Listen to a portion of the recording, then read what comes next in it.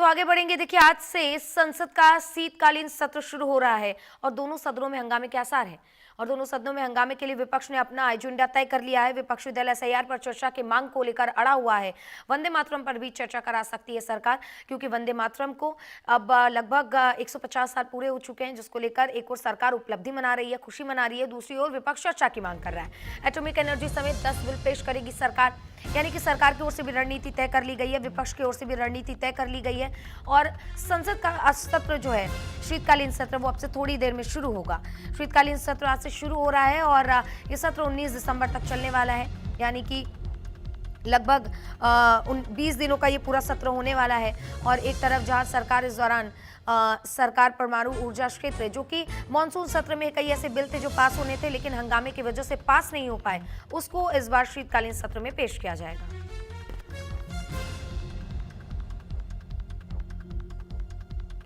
और हमारे साथ बीजेपी से सांसद कमलजीत शेरावत जुड़ गए हैं। सर, आपका पहले तो बहुत बहुत स्वागत है।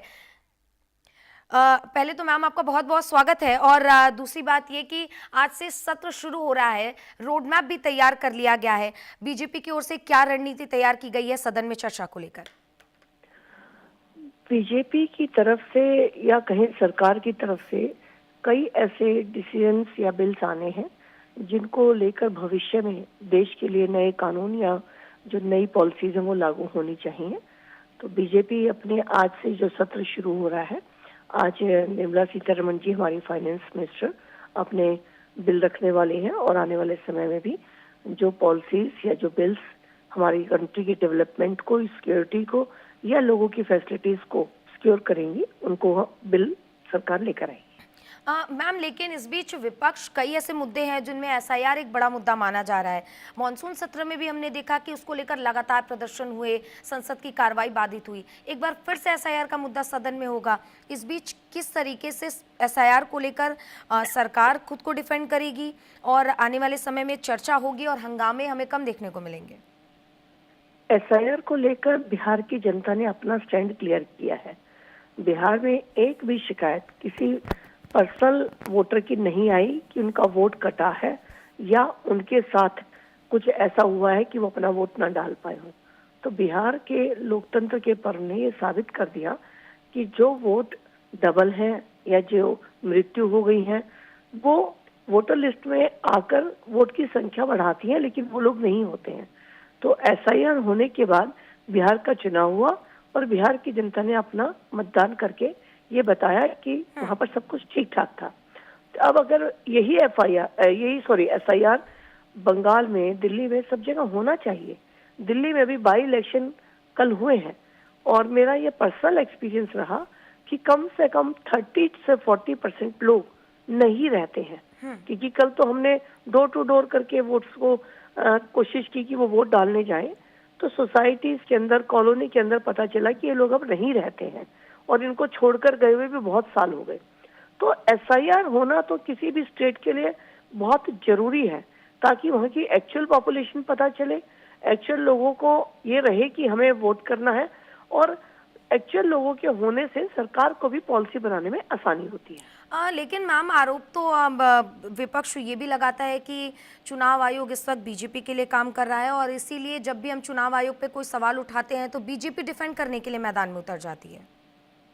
देश ने 7 साल से ज्यादा समय तक कांग्रेस का एक छत्र राज देखा है, चाहे वो सेंटर में था या स्टेट में था। तब इलेक्शन कमीशन के ऊपर सवाल क्यों नहीं उठे? जो भी पार्टी लोगों के बीच में जगह बनाती है वो नजर आती है। आज कांग्रेस और महागठबंधन के जो उद्देश्यहीन गठबंधन है, जिनका आपस में कोई तालमेल नहीं है, सिर्फ बीजेपी को हराने के लिए बिना मोटिव जो इकट्ठे होते हैं, जनता उनको पहचान चुकी है और इसीलिए जनता एनडीए और बीजेपी को सपोर्ट करती है। तो अगर उस समय इलेक्शन कमीशन पे सवाल नहीं था तो आज इलेक्शन कमीशन पे सवाल क्यों? मैम, क्योंकि अब संसद का ये सत्र अब से थोड़ी देर में शुरू होगा और पूरे देश की जनता इस वक्त आपको सुन रही है और वो एक आश्वासन सत्ता पक्ष की ओर से चाहती है कि इस बार मानसून सत्र के अलावा जो तस्वीरें हमने देखी है, इस बार सत्र जब चलेगा तो सुचारू रूप से चलेगा और कई महत्वपूर्ण बिल जो है वो सदन में पास किए जाएंगे। ऐसा आश्वासन जनता सत्ता पक्ष की ओर से चाहती है। आप क्या कहेंगी? सरकार ने पहले ही कल सर्वदलीय बैठक बुलाकर बातचीत की है। और किरण रिजिजू जो हमारे पार्लियामेंट्री अफेयर मिनिस्टर है, उन्होंने सबसे बात की है। सरकार लगातार समझौता करके चीजों को आगे बढ़ाने के लिए कोशिश करती है। देखिए, बिल पास होना तो जो सत्ता पक्ष है, जिसके पास नंबर है, वो कर ही लेता है, लेकिन एनडीए या हमारी भारत सरकार के सभी मंत्री और प्रधानमंत्री जी की कोशिश होती है कि हर बिल चर्चा के बाद पास हो। तो बिल पास होना महत्वपूर्ण नहीं है, फर्स्ट चर्चा के लिए विपक्ष सहयोग करे, ये महत्वपूर्ण है, और जिसमें सरकार पूरी कोशिश अपनी तरफ से कर रही है। बिल्कुल। मैम, अब आपसे आखिरी सवाल मेरा यही होगा, क्योंकि कल दिल्ली एमसीडी के 12 सीटों पर उपचुनाव हुआ था, कांटे की टक्कर आम आदमी पार्टी और बीजेपी के बीच में। ऐसे में आपको क्या लगता है 3 तारीख को जब नतीजे आएंगे तो क्या ये बीजेपी के पक्ष में होने वाला है? इन सीटों में से 12 सीटों में से 9 सीटें पहले भी भारतीय जनता पार्टी के पास थी, और उस समय दिल्ली में भारतीय जनता पार्टी की सरकार नहीं थी, निगम में भी नहीं थे। आज हम लोग निगम में भी हैं, और दिल्ली की सरकार भी लोगों ने सबने आशीर्वाद देकर हमारी मुख्यमंत्री रेखा गुप्ता जी की सरकार दिल्ली में चल रही है। तो मुझे लगता है कि दिल्ली अपना मत पहले ही दे चुकी थी, तो इस इन उपचुनाव में भारतीय जनता पार्टी की प्रचंड बहुमत दिल्ली की जनता जनार्दन के आशीर्वाद से मिलेगी। ठीक है। बहुत बहुत शुक्रिया मैम आपका तमाम जानकारियों के लिए और हमसे जुड़ने के लिए, और ये भी बताने के लिए कि इस बार सदन की कार्रवाई को सुचारू रूप से चलाया जाएगा। और हमारे साथ अनुज अत्रे सर जुड़ गए हैं, प्रवक्ता कांग्रेस के हैं। उनसे भी एक बार बातचीत कर लेते हैं और पता करते हैं कि इस बार कांग्रेस की क्या रणनीति है शीतकालीन सत्र को लेकर। जी सर। हाँ, नमस्कार। नमस्कार सर। आपको और आपके सभी दर्शकों को। देखिए, रणनीति स्पष्ट है कि इस देश में जो जनहित के मुद्दे हैं, उन मुद्दों पर काम होना चाहिए। सरकार किसी भी दल की हो, सरकार जनता चुन के भेजती है। जनता के टैक्स की कमाई का जो है, इस देश में जो रेवेन्यू आता है, वो जनता पे खर्च होना चाहिए। आज इस संसद सत्र में सबसे बड़ा मुद्दा ये है कि जिस तरह से देश में लगातार वोट चोरी का एक मुद्दा एक राहुल गांधी जी ने जो उठाया है, और एक लोकतंत्र में एक बहुत ही गंभीर स्थिति उत्पन्न हुई है कि आप जो है पूरे के पूरे चुनाव चोरी, वोट चोरी हो रहे हैं, उसको लेकर के तमाम विपक्ष जो है पूरे देश का जो है मुद्दा उठा रही है। और ये बोला गया है कि संसद में इस बार इस मुद्दे को उठाया जाएगा विपक्ष की तरह, और कहीं ना कहीं भारतीय जनता पार्टी की सरकार उस सबसे बौखलाई हुई है और तमाम तरह के नए नए हथकंडे अपना रही है। उससे पिछले भी हमने पहले भी सत्र देखा है, पहले तमाम सत्र में ये पहली बार ऐसा हो रहा है कि अभी तक की जो है सरकारों के समय में विपक्ष जो है संसद नहीं चलने देती थी, लेकिन तमाम ऐसे मौके आए हैं कि बीजेपी की सरकार इनके खुद के सदस्य जो है वो सदन को बाधित करते रहते हैं। तो जब ये लोकतंत्र में ये गिरते हैं, ये सदन में ये गिरते हैं, विपक्ष में गिरते हैं, राहुल जी के साथ जो है तमाम विपक्ष के नेता जब सरकार से सवाल करते हैं, तो या तो माइक बंद कर दिया जाता है या सदन को स्थगित करने का काम खुद सत्ता दल के लोग करते हैं। सर, अभी थोड़ी देर पहले हमारे साथ कमलजीत जी सांसद जुड़ी थी बीजेपी की, और जो एसआईआर का मुद्दा जिसको लेकर राहुल गांधी कह रहे हैं कि इस बार सदन में इसको लेकर चर्चा भी की जाएगी, इस मुद्दे को लेकर उनका कहना है कि बिहार की जनता ने एक्सेप्ट किया है, देश की जनता एक्सेप्ट कर रही है, लेकिन कांग्रेस बीच में अड़ंगा डाल रही है। और वो ये भी कह रही थी कि 70 साल से जब कांग्रेस का राज था तब क्यों नहीं चुनाव आयोग पे सवाल उठा, और जब अब उनकी सरकार नहीं है तो चुनाव आयोग को उस पर निशाना बनाया जा रहा है। देखिए, बिहार की जनता ने एक्सेप्ट नहीं किया है ये, ना बिहार की जनता ने ये अपना मैंडेट दिया था, लेकिन जिस तरह से मैंडेट बिल्कुल विपरीत आ रहे हैं, जिस तरह से जहां भारतीय जनता पार्टी और उनके सहयोगियों का इतना विरोध हो रहा है, हमारी एंटी कंपेंसी चल रही है चुनाव के दौरान पर, और वो पहले से भी अधिक मात्रा की सीटों से जीत करके आ रहे होते हैं। ये बड़ी हैरानी वाली बात है कि लोकतंत्र में कैसे एकदम से इतना परिवर्तन आ गया है।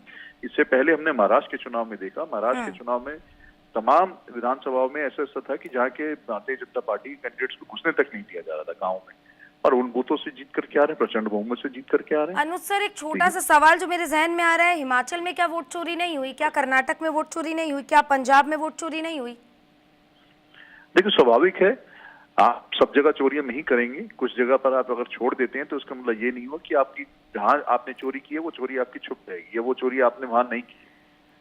ठीक अगर है, एक बस में 100 बहुत लोग बहुत सवाल शुक्रिया कर अनुज रहे सर। हैं ये बिल्कुल और आपने ऐसी चीज हो गई है कि चिट भी आपकी और पट भी आपकी। बहुत शुक्रिया हमसे जुड़ने के लिए और रणनीति पर चर्चा करने के लिए। तो आज से शीतकालीन सत्र शुरू हो रहा है और कांग्रेस इस वक्त एक रणनीति बना चुकी है और एसआईआर का मुद्दा इस बीच सबसे बड़ा मुद्दा बनने वाला है। अब देखने की बात होगी कि सदन जब शुरू होगा तो चर्चा किन किन मुद्दों पर होगी और सदन सुचारू रूप से चलेगा या फिर नहीं। आगे बढ़ेंगे, एक बड़ी खबर जो आपके सीधे सरोकार से जुड़ी हुई है। आप में से बहुत ऐसे लोग हैं जो गुटखा पान मसाला खाते हैं, उसको लेकर केंद्र सरकार ने सख्त रुख अपनाया है। गुटखा पान मसाला पर केंद्र सरकार सख्त हो चुकी है। संसद में पेश होगा health and national security cess bill. Health security से नेशनल सिक्योरिटी सेस बिल लाएगी सरकार और नियम तोड़ने पर हो सकती है 5 साल की जेल। ये बड़ी खबर इसलिए भी है क्योंकि पान गुटखा मसाला खाने वाले लोग इस वक्त जो है वो सबसे ज्यादा कैंसर पीड़ित हो जाते हैं। उनके गले में कैंसर, उनके अगर हम कहें तो मुंह में कैंसर हो जाता है। इन तमाम चीजों को देखते हुए जो नीचे तबके के लोग हैं, जो गरीब लोग हैं, सबसे ज्यादा वो मजदूर तबके के लोग जो पान मसाला खाते हैं, वो ऐसी बीमारियों से जूझते हैं। ऐसे में सरकार ने उनके हेल्थ को ध्यान में रखते हुए एक बिल लाने की योजना बनाई हुई है और अगर ये बिल सदन में पास हो जाता है, जो कि लगभग ये मान लीजिए कि तय है क्योंकि ये देशवासियों के स्वास्थ्य से जुड़े हुए बिल है। अगर ये पास हो जाता है और अगर आप नियम तोड़ते हैं तो 5 साल की जेल होगी। सेस बिल सरकार लेकर आ रही है और इस सेस बिल में अब कह सकते हैं कि दामों में बढ़ोतरी होगी। जिस तरीके से पिछली बार मानसून सत्र के दौरान सिगरेट के दामों में बढ़ोतरी हुई थी, इसके बाद हम देख रहे हैं कि पान मसाला को, गुटखा को लेकर सरकार सीरियस है। यानी कि आपके स्वास्थ्य का ध्यान सरकार को है, लेकिन आपके स्वास्थ्य का ध्यान आपको भी रखना पड़ेगा। पान गुटखा मसाला से जब तक आप परहेज नहीं करेंगे, बीमारियों से आपको नहीं